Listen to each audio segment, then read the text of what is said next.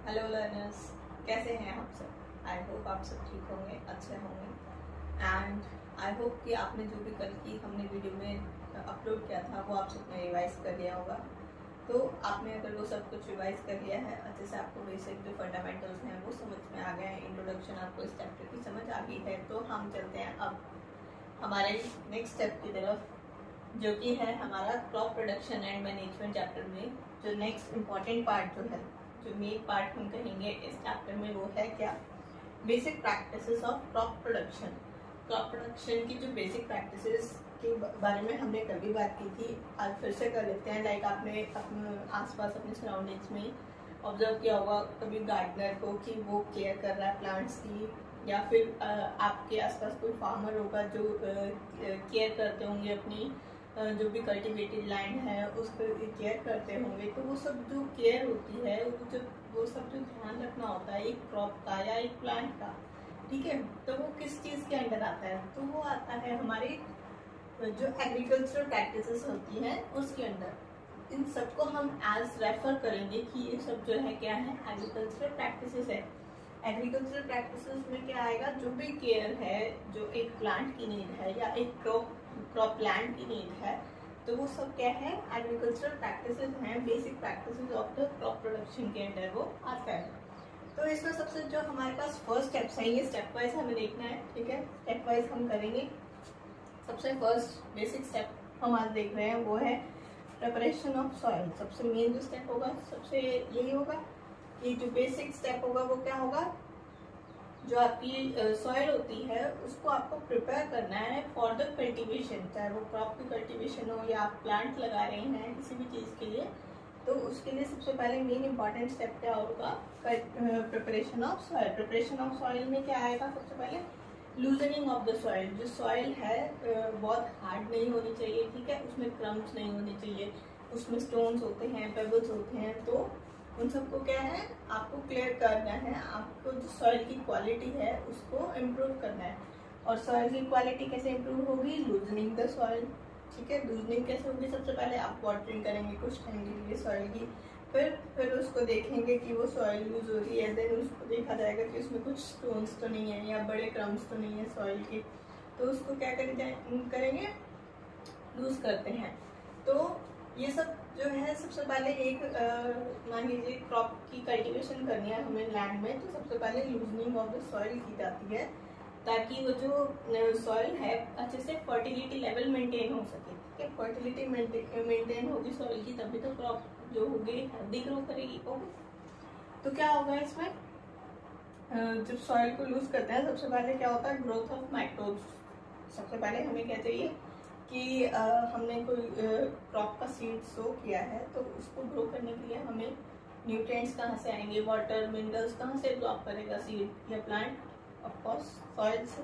तो सॉइल जो होती है वो उसकी क्वालिटी, उसकी फर्टिलिटी अच्छी होनी चाहिए, वो लूजन होनी चाहिए, टाइटली पैक्ड जो नहीं होनी चाहिए, सो दैट कि उसकी रूट्स जो हैं, जो भी आप प्लांट को ग्रो कर रहे हैं, रूट्स को जो है स्पेस मिल सके। ओके, और रूट्स जो है अपना खाना कहाँ से लेंगे, अपने न्यूट्रिएंट्स कहाँ से लेंगे, सॉइल से। तो जब वो लूजन होगी उसमें जो माइक्रोब्स की ग्रोथ होगी वो अच्छे से हो पाएगी, ठीक है। और सॉइल में सबसे पहले हम बोलते हैं डेड एंड डिकेइंग मैटर जो होता है, ह्यूमस लेयर, जो हमने आपने अपनी प्रीवियस क्लासेस में पढ़ा होगा, तो ह्यूमस लेयर जो होती है सॉइल में बनती है। तो ह्यूमस जो है एक अच्छा कंटेंट होता है कोई भी प्लांट ग्रोथ के लिए। ओके, तो वो जो है वो सब हेल्प करता है किसके लिए, एक कल्टीवेशन को हेल्दी ग्रो करने के लिए। ओके, देन हम जो है ये प्रोसेस पूरा पढ़ रहे हैं, process of loosening and turning of the soil. इसको क्या कहेंगे, इसकी एक रेफरेंस है आपकी कि जो भी प्रोसेस पूरा है उसको हम बोलते हैं टिलिंग या फिर ploughing. Okay, it is known as the tilling और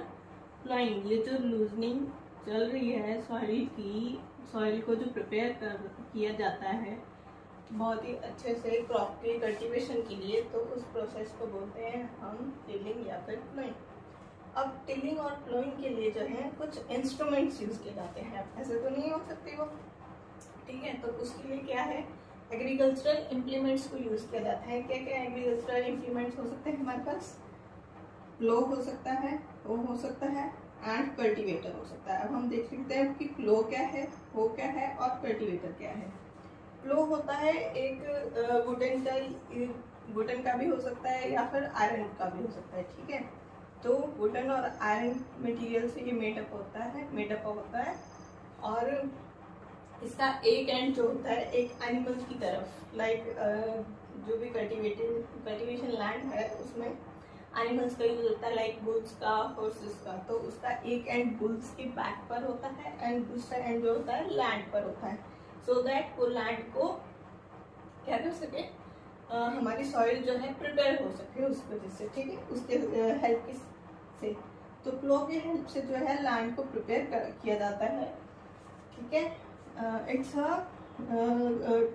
टू साइडेड, हम बोलेंगे दो साइड होते हैं, एक साइड होगी आपके एनिमल की बैक पर और सेकंड साइड होगी सॉइल पर, लैंड पर, सो दैट हम लैंड को प्रिपेयर कर रहे हैं। और इसमें जो है ह्यूमन लेबर भी लगते हैं, ह्यूमन के लेबर की हेल्प से ही ये जो है वर्क करता है, ओके।